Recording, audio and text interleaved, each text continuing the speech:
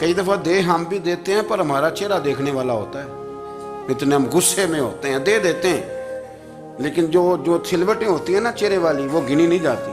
ہنسے فرمایا دیکھو میرا اللہ کتنا کریم ہے، وہ مجھے بچانا چاہتا، اٹھا بار دیا جا کے۔ تو خادم اب حکم کا پابند تھا، وہ لیت اللہ تو کر نہیں سکتا تھا، وہ گیا اور جا کے دے آیا۔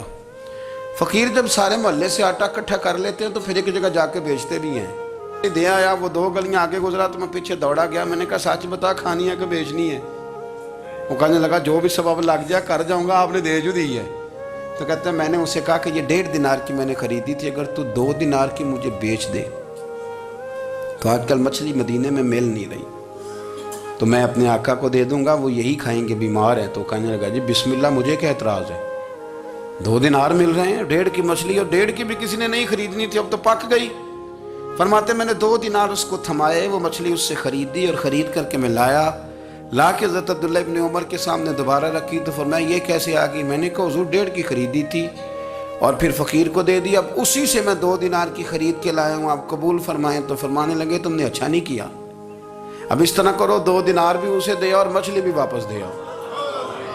عرض کی حضور کیوں؟ فرمایا تم نے قرآن نہیں پڑھا؟ حضور پڑھا ہے۔ فرمایا رب فرماتا ہے لن تنالوا البر حتی تنفقوا مما تحبون، تم بھلائی کو اس وقت پہنچو گے جب اپنی پیاری چیز راہ خدا میں خرچ کرو گے۔ امام غزالی نے لکھا ہے، فرمانے لگے دیا، تو وہ حضرت نافع کہتے ہیں میں دینے گیا، دے کے واپس آیا تو کچھ پریشان تھا، کیونکہ مجھے بھی 4 دن ہو گئے تھے نا تلاش کرتے، تھوڑی طبیعت میں مایوسی تھی کہ اتنی محنت سے میں نے لایا اور آپ نے واپس کر دی۔ تو حضرت عبداللہ ابن عمر نے مجھے قریب بٹھایا، پھر مجھے تھپکی دی، فرمانے لگے پتر میں نے ویسے بھی کبھی جھوٹ نہیں بولا، اور آج کل تو میں ویسے ہی بیمار ہوں، ٹائم ہی نہیں، وقت ہی نہیں، موقع ہی نہیں جھوٹ بولنے کا۔ میں تجھے سچ بتاؤں، مجھے مچھلی کھا کے اتنا سکون نہیں ہونا تھا جتنی اللہ کے راستے میں خیرات کھا کے مجھے سکون ہوا۔ تو تجھے تو میری راحت سے غرض ہے نا کہ مجھے راحت کیسے ہوتی ہے، تو مجھے سکون ملا ہے، راہ خدا میں دے۔ میں نفسانی خواہش پوری کر لیتا تو یہ میرا نفس کل پھر مجھ سے مچھلی مانگتا، پرسوں کہتا نہیں چھوٹے گوشت کی یخنی بھی چاہیے۔ ہم لوگ الجھ گئے ہیں، بہت بڑے قیدی ہیں اپنے آپ کے، بڑے قیدی ہیں، سارا دن اپنی خواہشات کی تکمیل میں بھاگے رہتے ہیں، بڑے بڑے سونے نوجوان۔ میں ان پہ تنقید نہیں کرتا، مجھے ان پہ ترس آتا ہے۔ جب میں رات کے اندھیروں میں انہیں ٹیلی فون لے کے چوکوں میں کھڑے دیکھتا ہوں تو مجھے رحم آتا ہے۔ میں کہتا ہوں دیکھو نفس کی خواہش کے پیچھے یہ کیا مثلاً آخر کیا ہے اس میں؟ ایک عورت کے پیچھے تباہ کر لیا اپنے آپ کو، یعنی زیادہ سے یہ کوئی مقصود ہے، یہ کوئی مقصد حیات ہے جس کو مقصد بنا لیا ہے؟ میرے عزیز بات کو سمجھ لیں، اتنا خوبصورت آدمی ہے اور اتنا اس کا اونچا قد کاٹ ہے، اور کیا کس کے پیچھے یہ بھاگا ہوا ہے؟ بڑا سمجھدار، دانشور، عقل مند آدمی، ذی روح بندہ، لیکن اس کا سٹیٹس آپ یہ ملاحظہ کریں کہ وہ 20-40 ہزار کی خاطر جھوٹ بولتا ہے، دھوکہ دیتا ہے، فریب اور فراڈ کرتا ہے۔ ہم اپنی نفسانی خواہشات کے پیچھے اس طرح بھاگتے ہیں کہ ہم اصل سے رہ جاتے ہیں۔ میری باتوں کی سمجھ آ رہی ہے آپ حضرات؟ تھوڑا تھوڑا کر کے، ایک ایک کر کے ان کی باتیں کم مانیں۔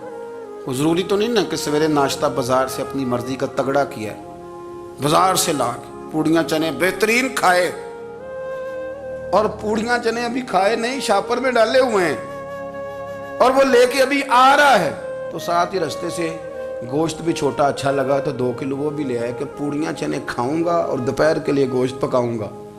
وہ پہلے یہ تو کھا لے صاحب، اس سے تو نجات پا لے۔ یہ پتہ نہیں ہضم ہوتا ہے کہ کچھ اور کرتا ہے تیرے ساتھ، لیکن وہ گوشت بھی ساتھ لے آیا، یعنی ٹیبل پہ، ناشتے کے ٹیبل پر بیٹھ کے فیصلہ ہو رہا ہوتا ہے کہ ہم نے کیا کھانا ہے، ہم نے کدھر جانا ہے۔ سنگیو یاد رکھو، باتوں کو سمجھو اور غور کرو۔ یہ تھوڑا تھوڑا کر کے جب ہم چھٹکارا حاصل کرنے کی کوشش کریں گے نا، چھٹکارا حاصل کرنے کی، کہیں جگہ سے، کسی جگہ سے اگر آپ کو تنبیہ ہوتی ہے نا، تنبیہ، اس میں بھی بڑا مزہ آتا ہے، اس میں بڑا۔ ہمارے ایک بزرگ تھے، تو ایک دن نا میں گیا تو کہنے لگے الحمدللہ آج میں بڑے سکون میں ہوں۔ میں نے کہا جی وہ کیا ہوا؟ کہنے لگے میں اپنے آپ کو بڑا پیر صاحب سمجھنے لگ گیا تھا، تو ایک وابڈا کے کسی آدمی سے کام تھا، تو میرے ایک دوست نے مجھے کہا کہ پیر صاحب اس کو ٹیلی فون کر دیں، سنا ہے آپ کا عقیدت مند ہے۔ میں نے اس بندے کو ٹیلی فون کیا تو کہتا پیر صاحب میں عزت آپ کی بڑی کرتا ہوں پر یہ کام نہیں ہو سکتا۔ کہتے ہیں جب اس نے مجھے کہا نا تو کچھ بھی نہیں تو مجھے بڑا مزہ آیا، ورنہ میرا تو نفس پھول گیا تھا، میں تو سمجھتا تھا کہ جو میں کہتا ہوں ویسے ہی ہو جاتا ہے۔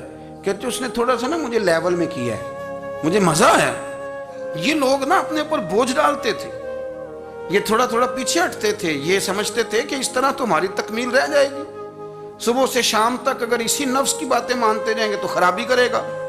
دولت کا نشہ ہے بھائی، دولت کٹھی کرنے والا کسی جگہ سیر نہیں ہوتا، حسن کا نشہ ہے، حسن کا نشہ ہے۔ حضرت ابو بکر شبلی رحمت اللہ علیہ فرمایا کرتے تھے جو تیری بیٹی کو خوبصورت سمجھ کے اس کے ساتھ نکاح کرنا چاہے اسے بیٹی نہ دینا۔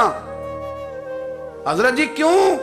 فرمایا حسن تو تھوڑے دن کے بعد ختم ہو جائے گا، پھر وہ اس کی قدر نہیں کرے گا، وہ تو کہیں اور منہ مارتا پھرے گا۔ حضرت ابو بکر شبلی رحمت اللہ تعالی علیہ کی بیٹی خوبصورت تھی، ایک نوجوان کہنے لگا میرا نکاح کر دیں۔ آپ فرمانے لگے پتر تو 1 مہینے کے بعد آنا کر دوں گا، بڑی موٹی تازی خوبصورت صاحبزادی۔